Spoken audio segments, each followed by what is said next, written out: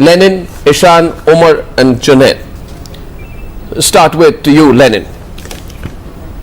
Yeah. This is not Democrat.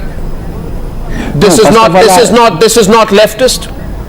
No, and this is not freedom of speech to shout and say, let me complete, quote, India go back, Bharat ki barbadi tak jang rahegi.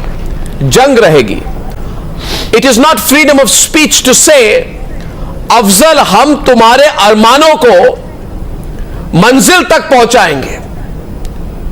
His arman, which I want to translate into English for all our viewers, is that you go on a campus and you say, India go back, and we take a vow that till India is destroyed we will continue to fight, and Afzal Guru, you're the one who attacked Parliament, until we achieve your aspirations we will continue to fight. So you want another attack on the Indian Parliament. You want people who attack the Indian Parliament and terrorists to be glorified.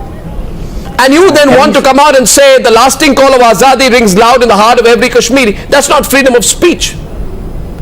I mean, what are you up to?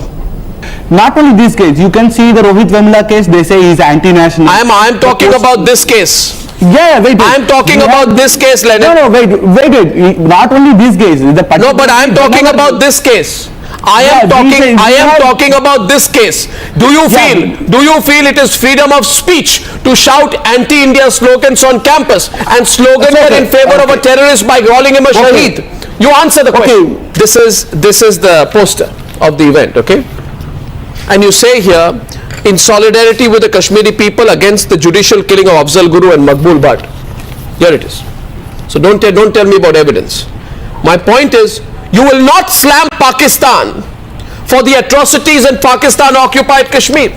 You will not slam Pakistan for the atrocities in Baluchistan. Arnab, You will not, one second.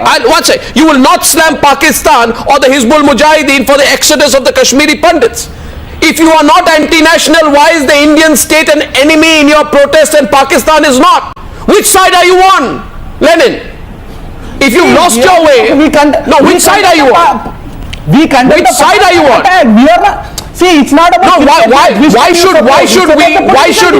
why should we become mute spectators to the glorification of a terrorist on an Indian campus? Remember, it's in an Indian university campus. I don't find anything cultural when people say, Afzal, tum hamare armano ko manzil tak pahunchayenge. Which means, Afzal, you are fighting for us by attacking the parliament. Second, it is nothing cultural when a group of people go and say, India go back, Bharat ki barbadi tak jang rahegi, which means we will keep fighting a battle till we destroy India. You people carry the Indian passport? You are on an Indian campus? You are the beneficiaries of a subsidized Indian government education.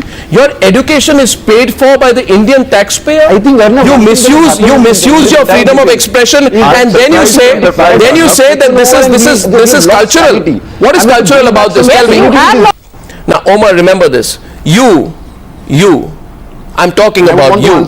I'm talking about you, and I'm talking about Lenin, and I'm talking about Ishan. You are more dangerous to this country than Maoist terrorists. I wonder who is funding you.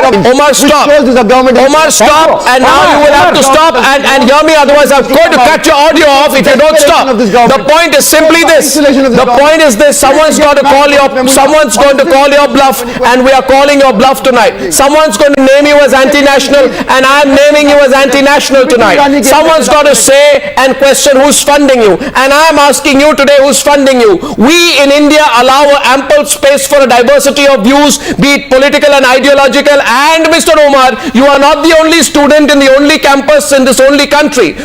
The tragedy is this, that in our country there is a man called Lance Naik Hanumantappa of the 19 Madras Regiment. Yes.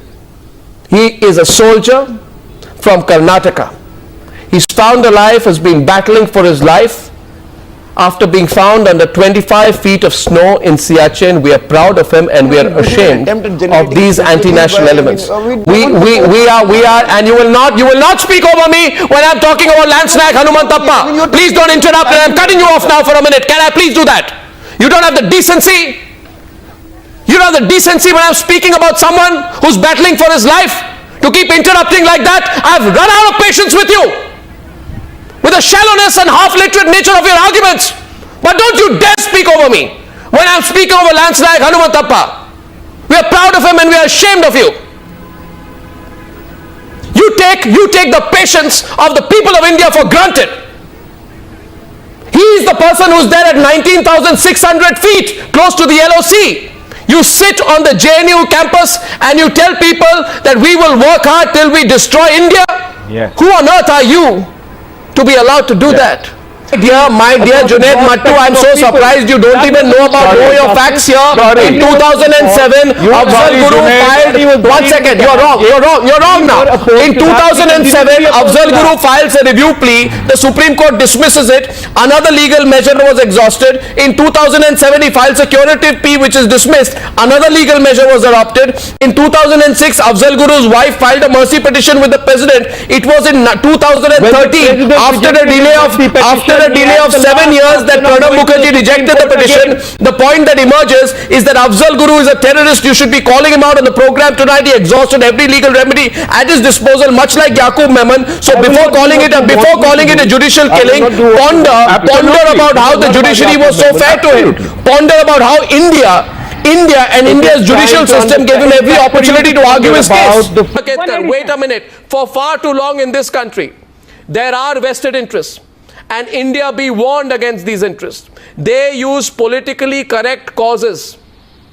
They say we are for ecology, we are for human rights, we are for legal freedoms, we are against the death penalty. They pick up these politically correct causes, but what they're actually pushing for is secessionism. I'd say to these people and their hired guns, and I am not calling you a hired gun, but I am saying you appear to have the propensity, Lenin, of being a